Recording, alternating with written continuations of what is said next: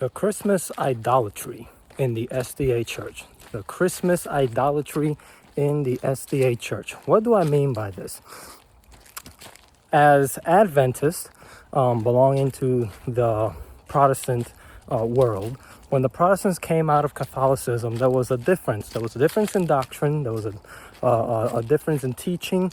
And one of the things that that kind of separated Protestants from the papacy was that when you go into a Catholic church, you see graven images all over the place. I've been to multiple Catholic churches, and there's always graven image everywhere you go.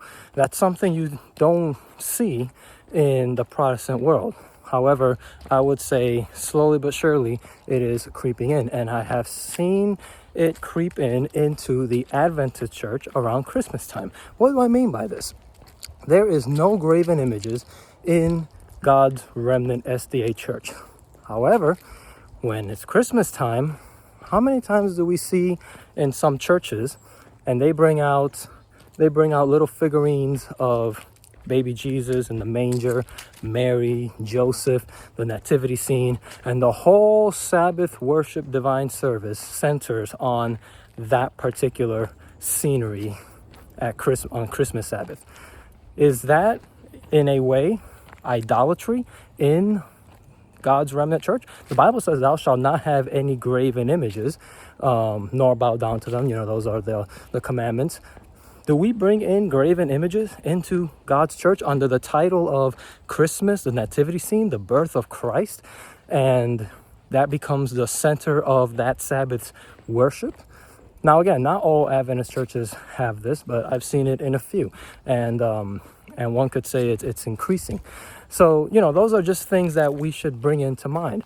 Another point that we should also bring out, though, you know, not all, you may say, well, not all Adventist churches bring out these little figurines and these little graven images depicting the nativity scene. But one thing we have to also understand is that Christmas wasn't really a celebration celebrated by our pioneers.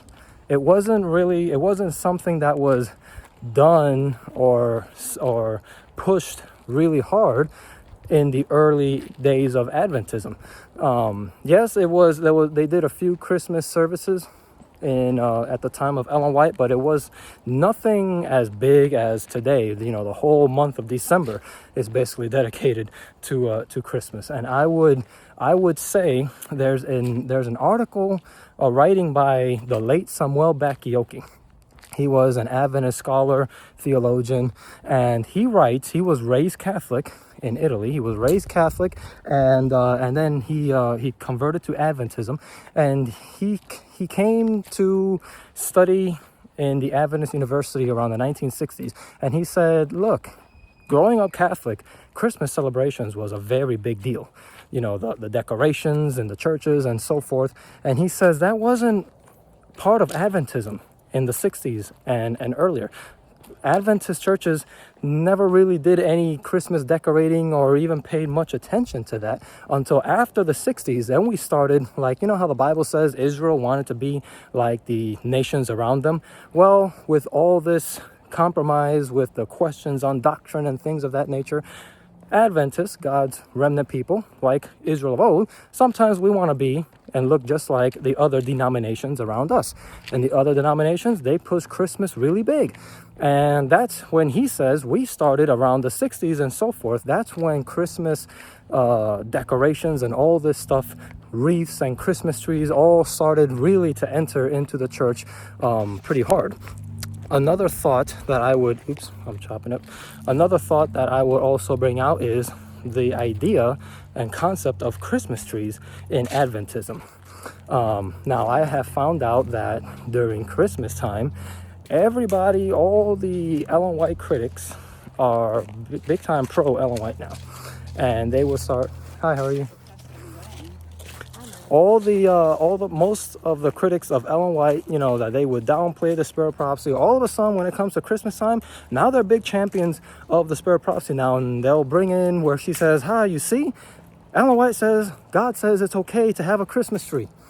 I go, okay. I always say this to people who bring that quote up.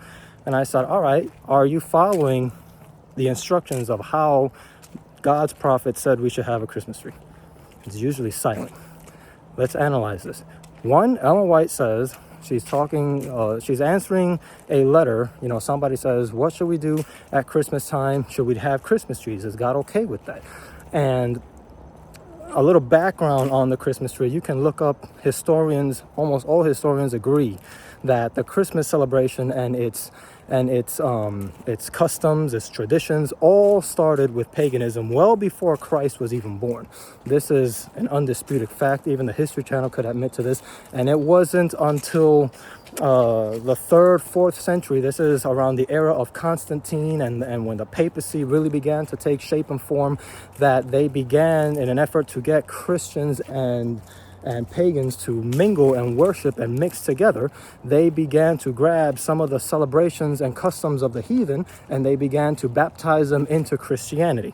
So Christmas was celebrated by the Romans and by the other pagan peoples as the birthday of the sun god. Well, Constantine and the papacy and the Council of Laodicea and so forth, they said, hey, we can now use it as the birthday of the Son of God and have the pagans and Christians to mingle. Even the History Channel will admit to this. And the Encyclopedia Britannica, under the title Christmas and Sun Worship, you can look all this information up. I did a video called A Study by the Grace of God, the Christmas Idolatry. I'll have that in the link below. Also, it's part of a bigger study that I did called Babylon's Holydays or God's Holidays. I'll also have that on the description below, looking at through the Bible and history, the history of these celebrations and customs.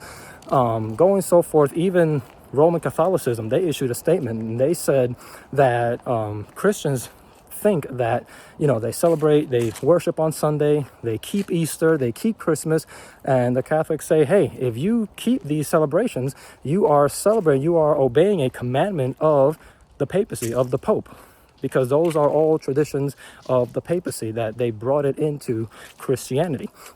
How are you? So let's dive a little more deeper into this. Christmas trees wasn't something that was big in the Adventist church. However, we look at Christmas trees and somebody writes Ellen White, what does God think about this? And Ellen White says, hey, God will be pleased if a church would have a Christmas tree. Now, this is key here. One, she says church.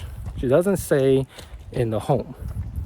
That's one, but the emphasis that I want to do is this. Then she starts saying, how should we decorate the tree? And she makes it clear that we are not to decorate the tree like the world. She says we are to decorate the trees. God will be pleased if the trees are decorated with offerings for the poor. Now, everyone grabs this text and says, you see, God is okay with Christmas trees. But they use that as a green light to go and decorate a Christmas tree just like the world. And we end up doing almost just like Jeremiah, what God warns his people not to do. His people were doing the ways of Egypt, and Egypt would decorate a palm tree around Christmas time to celebrate their birthday of the sun god. And Egypt and Israel were very close at the time of Jeremiah. And Jeremiah is like, you're decorating a tree. You go to the forest and you take an axe and you chop a tree and you deck it like silver and gold, and you have it upright as the palm tree. And historians will tell you that the Egyptians used the palm tree as their version of Christmas trees. So God through his messenger, through his prophet Ellen White, is telling us instructions on how God will be pleased to do this. But we don't look at those, we don't pay attention to those specific instructions. We just say, God says Christmas trees are okay, and we'll go and we'll do it just like the heathen. And there we go, just like the traditions and pagan traditions and customs of the world. And that is another form of idolatry that has entered into God's remnant people. The Bible says that God is looking for a remnant who will keep his commandments, not traditions and commandments of men. Especially when these traditions and commandments have more in common with sun worship and paganism than they do with God. So that is just a thought that I had out there that I wanted to put out. You can comment, share your opinion on the comments below, and write your opinions if this is a valid point or not. But God is looking for a church that is not going to be caught up with the customs and traditions of the world. He's looking for a church that is pure and that keep God's commandments. And the spirit of prophecy says, and even history says, hey, God was not born, Christ was not born in December 25th. This was a celebration that was kept well before Christ was even born. Historians, the world historians will tell you that plainly. So, are we inviting idolatry into the church? And I know idolatry can come in many shapes, many forms, many fashions. And I'm just pointing out one of them here. Again, sincerely, just bringing this out to you all's attention. Let me know what you think in the comments below. And I hope you all have a blessed day.